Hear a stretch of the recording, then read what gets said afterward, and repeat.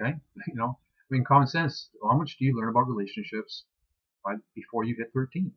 I mean, by the time you hit puberty, you're going to learn about relationships 10 years later.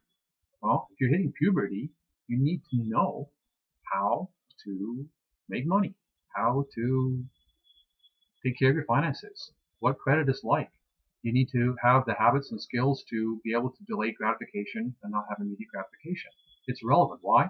Because many people at 12, 13, 14, 15 are now biologically capable of reproducing. So they're potential parents. They're potential,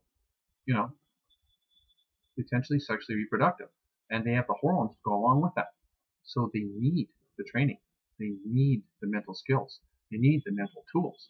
Now, what if they don't have these mental tools? Which would include resolving conflicts, mediation, knowing how to stand up for yourself mentally, emotionally, psychologically.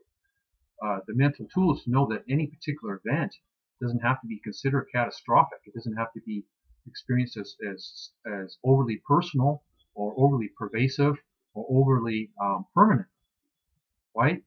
Okay, so if somebody's 8, 9, 10, 11, 12, 13, whether it's Amanda, Todd, or somebody else, and they're experiencing something, do they have to take the source of the information so seriously?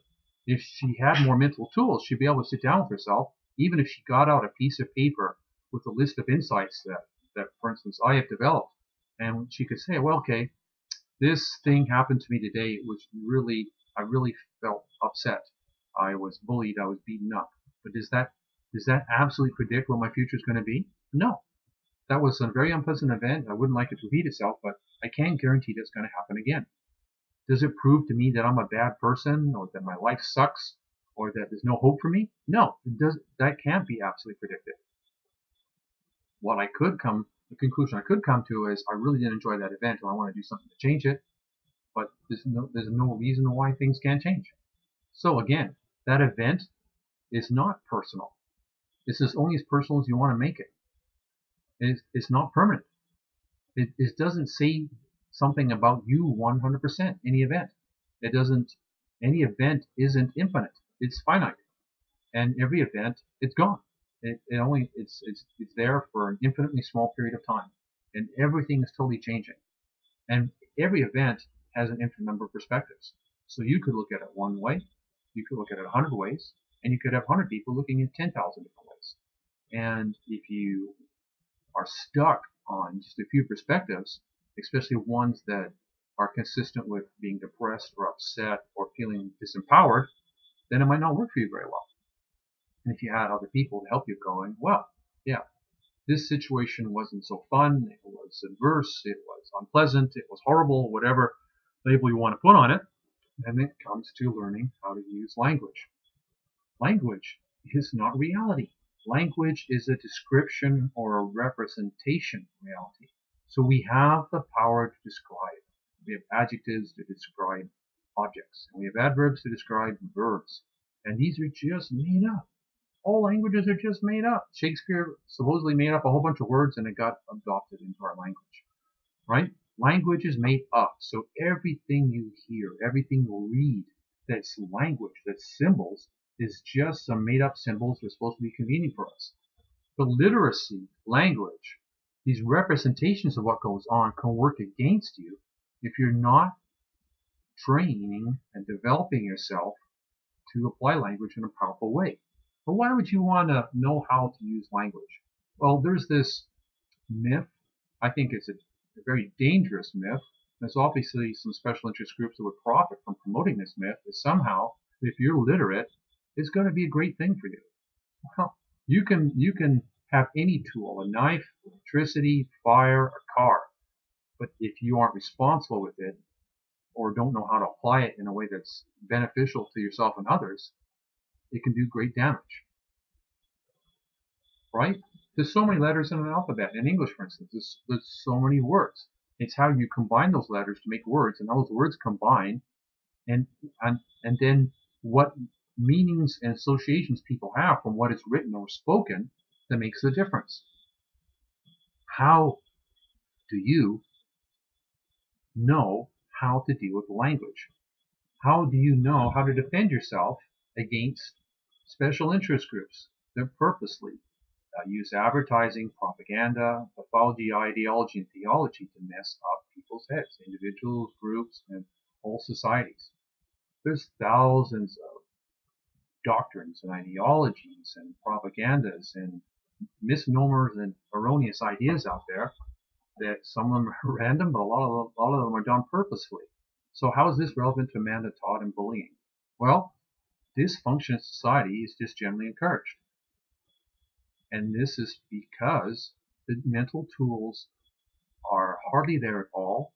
Most of them haven't even really been discovered or circulated very much, and they're definitely not trained and developed and equipped so they become automatic for little children when they really, really need it. So, but at any age you start to use highly advanced, well, not really highly advanced, but they'll get highly advanced results for you. I think most of these mental tools are very simple. Like, for instance, subjective versus objective perception, or hierarchical thinking. If somebody understood hierarchical thinking, they could see that a lot of debates and arguments are locked into polarized subcategories or lower levels of a hierarchical tree. Okay, for instance, you could have somebody who's a theist, so to speak. Though nobody can be a theist, they just label themselves as such. They weren't born theists. They just act as if they are. But let's say somebody has this hallucination that they're a theist, and they're in something then they act that they're in the subcategory of a monotheist, not a polytheist, right? Everybody knows there's just one God, and if you don't think that, you're a blasphemer. But then they might be in another subcategory of, let's say, Islam. And they might be in another subcategory of Islam, like they might be a Shiite or a Sunni Muslim. Okay? And so that's like a hierarchical tree. It's breaking down into further subcategories. So if you understand hierarchical thinking for different perspectives or tribal camps of concepts that are put across, you can see where the different parties are in that hierarchical tree and how they could be at a higher level hierarchically. For instance, with a person could be this Sunni Muslim might be debating with a Shiite Muslim.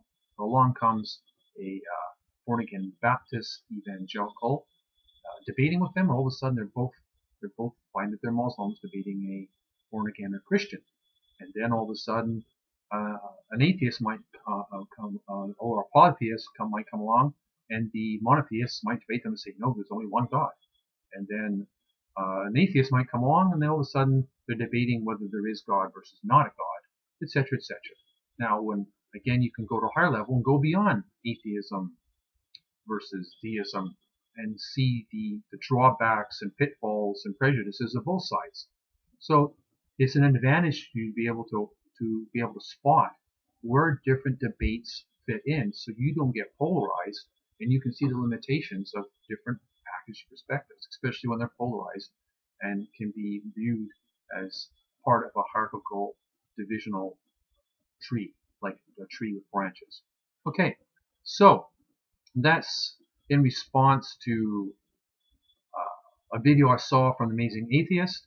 It's a partial response to part of what he said. Overall, I think he seems to be a quite open-minded guy, but it really doesn't make much difference what my opinion is of him, because he seems to be his own guy anyways.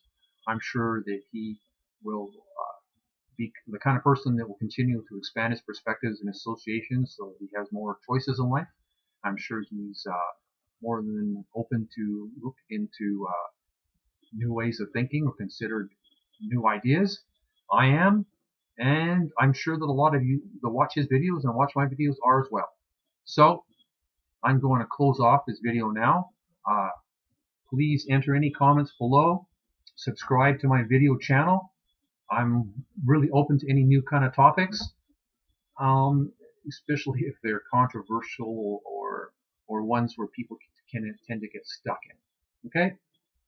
This is David Walton with the Innovation Mastermind Network, closing off this video. See you guys later. Bye now.